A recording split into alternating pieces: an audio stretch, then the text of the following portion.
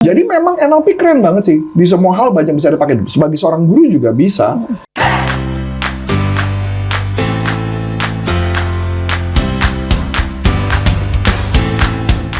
Halo teman-teman, kembali lagi dengan saya Aisyah di YouTube channel Panduan Bisnis dengan NLP. Oke teman-teman, pada sesi kali ini kita mau membahas nih mengenai sebenarnya pelatihan NLP bisnis itu apa sih? Dan apa sih manfaatnya untuk para pebisnis di pelatihan NLP bisnis ini?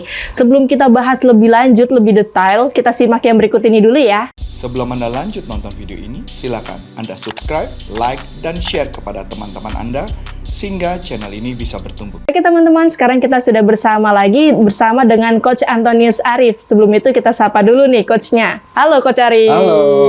Sehat kan Coach? Sehat dong. Ini terik banget ya Coach, panas akhir-akhir ini. Menunjukkan bahwa Tuhan memberikan berkat yang berlimpah, bukan cuma sekedar air, tapi matahari yang luar biasa. Iya, khususnya di awal tahun. Iya, awal tahun. Jadi lengkap ya. Hujan, dingin, panas. Lengkap.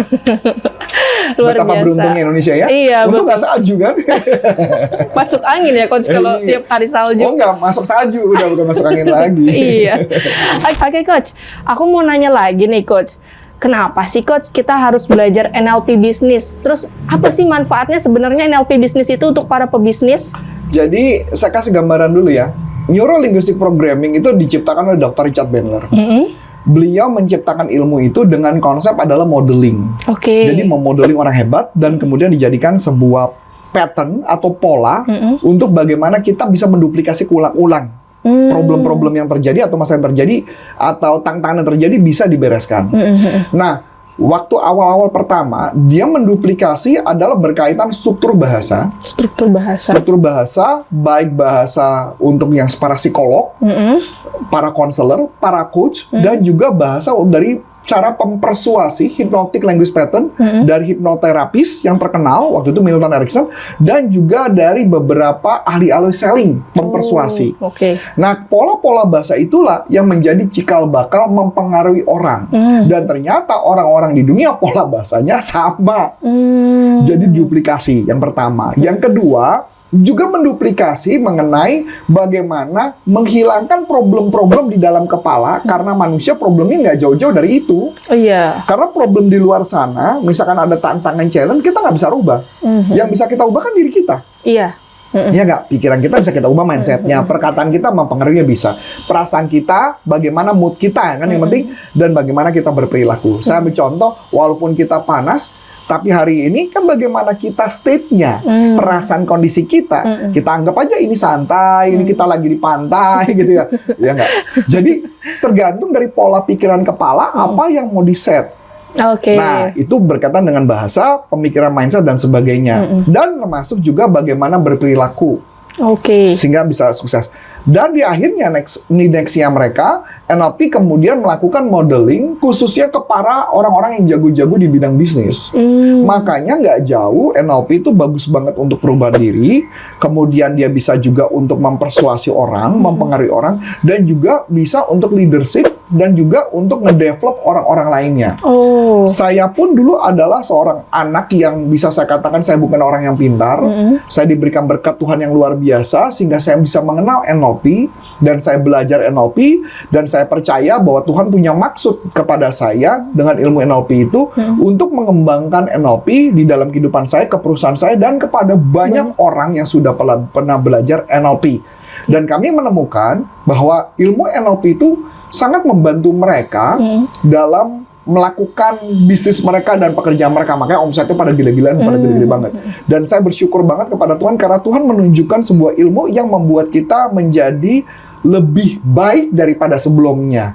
Ya kalau lebih hebat nggak bisa ya, lebih hebat kan Tuhan ya. Iya. Jadi kita lebih baik daripada sebelumnya, sehingga nggak aneh ya ada orang yang income-nya cuma 100 miliar per bulan, bisa 100 miliar per tahun bisa menjadi 300 miliar, itu mungkin saja. Mungkin aja terjadi Mungkin ya saja, Coach, dan memang ada di alumni kami, dan itu yang terjadi karena mereka mengetahui strategi, cara bicara, cara mempengaruhi, bagaimana cara mendekati orang, bagaimana caranya.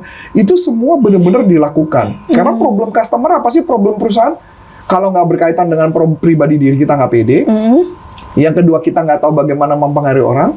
Ketiga adalah bagaimana kita bisa menjadi seorang pemimpin yang baik, punya ide kreatif, bagaimana caranya mencapai tujuan. Itulah yang kenapa saya tekankan lebih ke arah ke pebisnis, walaupun bisa dipakai untuk konselor, coach, trainer, dan bidang-bidang lainnya. Oh, berarti cakupannya juga luas ya coach ya sebenarnya. NLP itu luas banget ya, bahkan di Amerika itu ada yang menggunakan untuk pendekatan untuk saham, main untuk saham. Dan kebetulan salah satu alumni kita yaitu adalah Coach Foni Ramali, dia bisnis di saham dengan menggunakan teknik NLP loh. Benar-benar diterapkan juga ya coach. Dia mengajar malah. Oh. Dia mengajar cara bagaimana supaya apa istilahnya psikologi pada saat membeli nggak nafsu, supaya nggak langsung jatuh gitu.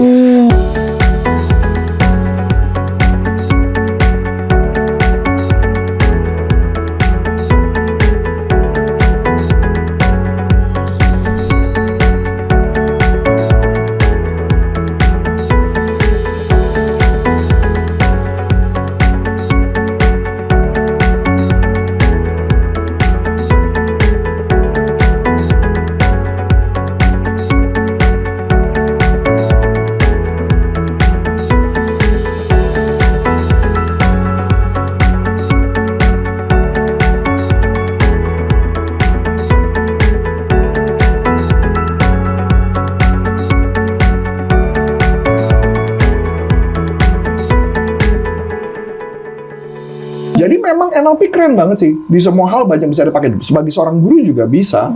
Jadi tapi fokus kita lebih ke arah ke bisnis. Karena banyak orang yang sudah belajar NLP yang mereka tidak tahu bagaimana cara mengaplikasikannya. Karena NLP ya NLP toh. Begitu diaplikasi, ini gimana cara pakainya ya? Nah itulah kegugah hati saya gimana membuat sebuah pelatihan NLP yang langsung applicable di bidang bisnis masing-masing.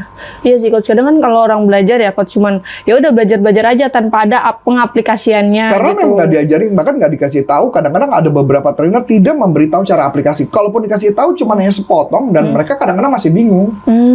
Maka tugas saya adalah membuat ini gimana caranya, gimana cara nerapinnya. Bahkan saya ambil contoh, bagaimana caranya salaman sampai orangnya tertarik. Gimana caranya dengan pakai pulpen, mental blocknya hilang. Bagaimana caranya dengan pulpen orang jadi tertarik. Nah itu metode-metode yang ada di kelas NLP semua.